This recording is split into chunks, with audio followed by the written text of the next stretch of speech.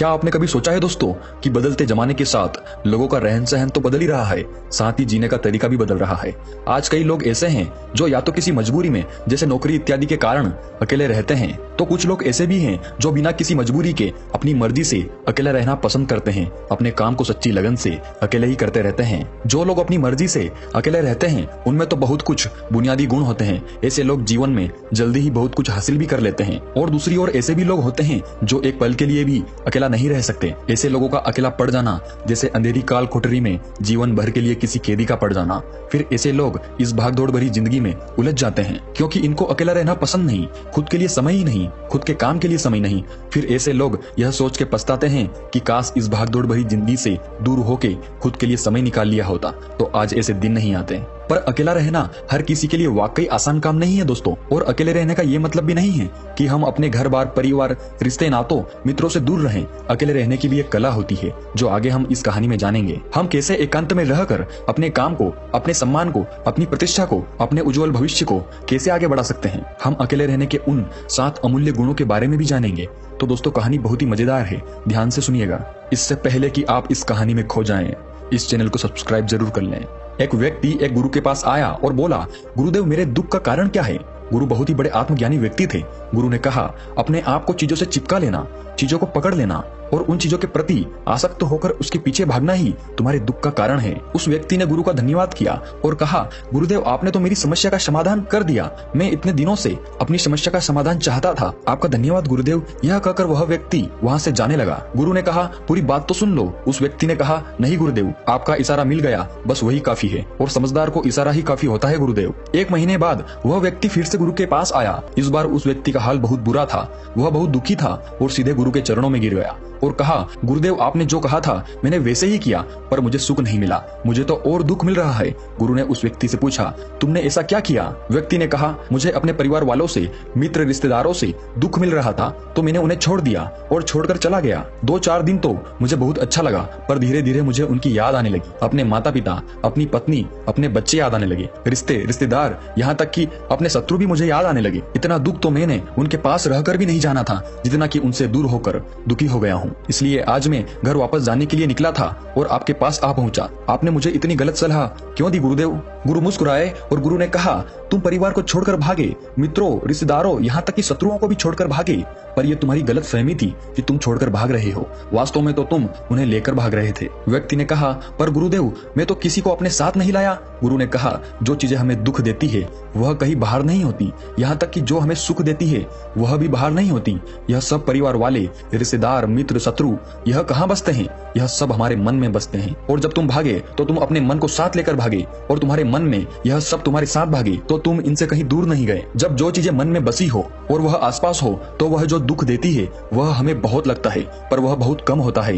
और जब हम इन चीजों से दूर हो जाते हैं, यानी छोड़कर भाग जाते हैं, तब मन उन चीजों को पाने के लिए फिर से प्रयास करने लगता है और तब यह चीजें बहुत ज्यादा दुख देती है, जैसे तुम्हें हो रहा है। व्यक्ति ने कहा, तो गुरुदेव मैं क्या करूं, चीजों के साथ रहूं तो दुख, चीजों को छोड़कर जाऊं तो दुख, क्या मैंने सिर्फ दुख उठाने के लिए ही जन्म लिया है। गुरु जोर से हंसे और कहा, यह बात बिल्कुल सत्य है, यहाँ सब सिर्फ दुख उठाने के लिए ही जन्म लेते हैं, पर यह भी सत्य है कि इन दुखों के पार सुख है और उन सुख के पार दुख है, फिर सुख और फिर दुख है। जिन चीजों में हमें सुख नजर आता है वह दुख देते हैं और जिनमें दुख नजर आता है वही सुख का कारण बन जाते हैं। उस व्यक्ति ने कहा, गुरुदेव क्या इस सुख दुख के मायाजाल से बाहर निकलने का कोई रास्ता नहीं है। गुरु ने कहा, रास्ता तो है। अगर तुम इसी दुनिया में रहना चाहते हो, इन सब के साथ रहना चाहते हो, तो तुम्हें एक काम करना होगा। तुम ऐसे ही रहो जैसे कि तुम इस दुनिया में अकेले हो, सबके साथ रहो पर अकेले रहो। व्यक्ति ने कहा, पर गुरुदेव यह कैसे हो सकता है। गुरु उस व्यक्ति को एक जगह पर ले गए जहाँ एक मेला लगा था और वहाँ बहुत भीड़ थी। गुरु ने कहा, देखो अपने आसपास,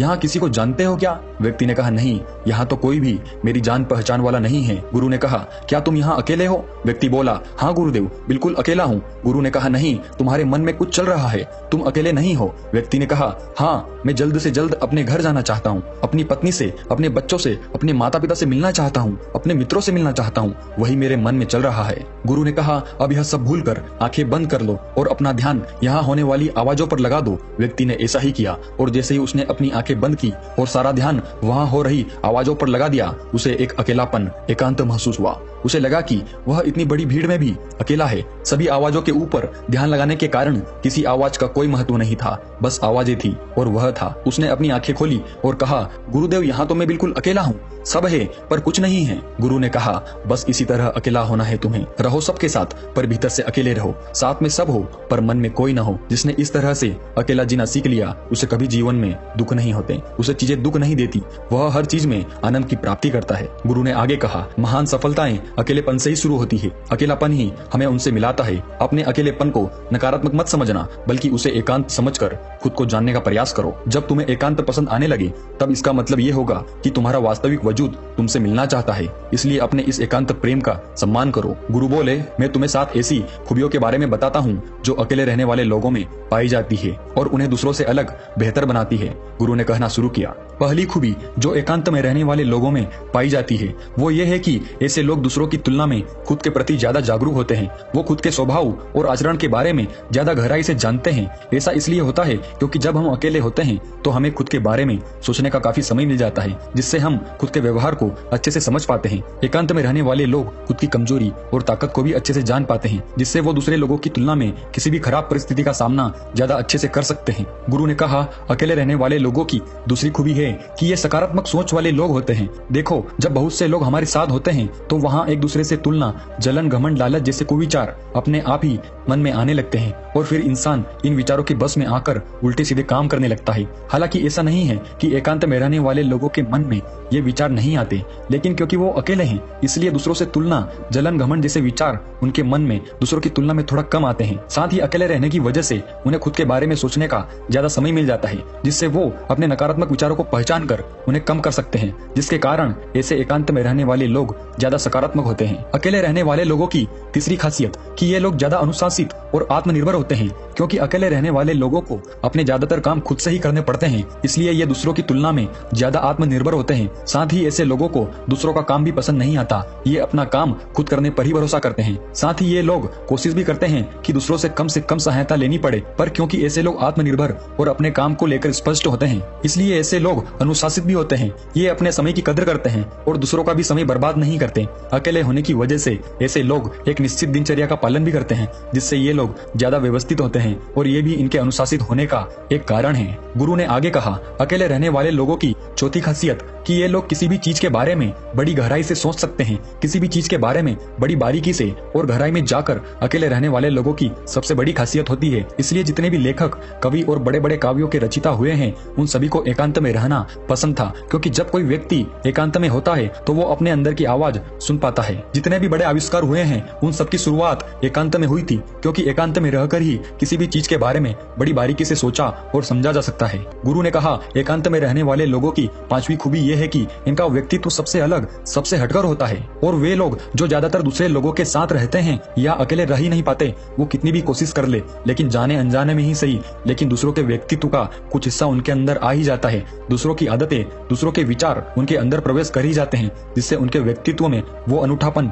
वो निरालापन नहीं आ पाता। उनका व्यक्तित्व कई सारे लोगों के व्यक्तित्व का मिश्रण होता है, पर क्योंकि एकांत में रहने वाले लोग अपना ज्यादातर समय अपने साथ बिताते हैं, इसलिए ये दूसरों की बातों और विचारों से बहुत ही कम प्रभावित होते हैं। इनके अपने जीवन को जीने के खुद के बनाए नियम और कायदे होते हैं, जिनका ये पालन करते हैं। ये किसी से भी आसानी से प्रभावित नहीं होते, इसलिए ऐसे लोगों की शख्सियत सबसे हटकर सबसे अलग होती है। इसलिए इनके व्यवहार में एक अलग ही निरालापन होता है, जो किसी दूसरे व्यक्ति को पसंद भी आ सकता है और नहीं भी।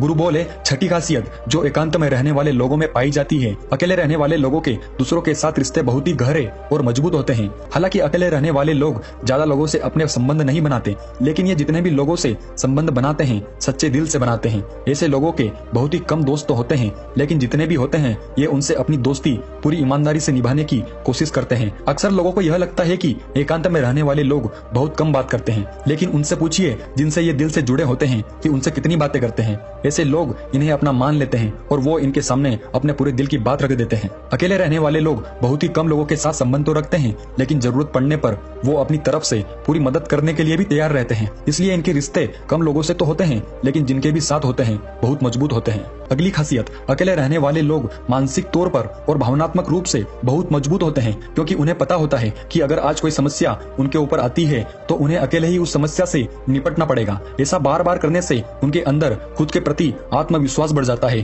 और आत्मविश्वास व आत्मसम्मान के बढ़ने से वे मानसिक और भावनात्मक तौर पर और मजबूत होते चले जाते हैं और वो ये मान लेते हैं कि ऐसी कोई भी समस्या नहीं है जिसे वो अपनी दृढ़ इच्छा शक्ति के दम पर हरा न सके, और यही एक सोच उन्हें दूसरों से अलग बनाती है। इतना कहने के बाद गुरु चुप हो गए तो उस व्यक्ति ने कहा, गुरुदेव आपकी सारी बात ठीक है, लेकिन ये कब कहा जा सकता है कि अकेलापन एक वरदान है? यह सुनकर गुरु ने कहा, अकेलापन हमेशा से ही एक वरदान रहा है अगर हम उस समस्या को पूरी सकारात्मकता के साथ उपयोग कर पाए तो। क्योंकि जब हम दुनिया के लोगों के साथ होते हैं तब हम भीड़ का हिस्सा होते हैं, लेकिन जब हम अकेले होते हैं तब हम खुद के साथ होते हैं, और जब हम खुद के साथ होते हैं तभी हम अपने समय का सदुपयोग, खुद का आकलन, खुद के शौक, सभी बातों पर अच्छे से ध्यान दे सकते हैं, अपनी कमजोरियों पर भी काबू पा सकते हैं, या ऐसा कह सकते हैं कि सच में अच्छाई की राह और इंसानियत की मंजिल भी पा सकते हैं। उस व्यक्ति को गुरु की बात समझ आई और वह गुरु का धन्यवाद कर अपने घर चला गया। दोस्तों, हम इतना समझे कि जिन चीजों को हम पाना चाहते हैं वह तब तक हमें दुख देती है जब तक कि हम उसे पा न ले, और जब हम उसे पा लेते हैं तब वह फिर से हमें दुख देती है कि वह कहीं हमसे छूट न जाए,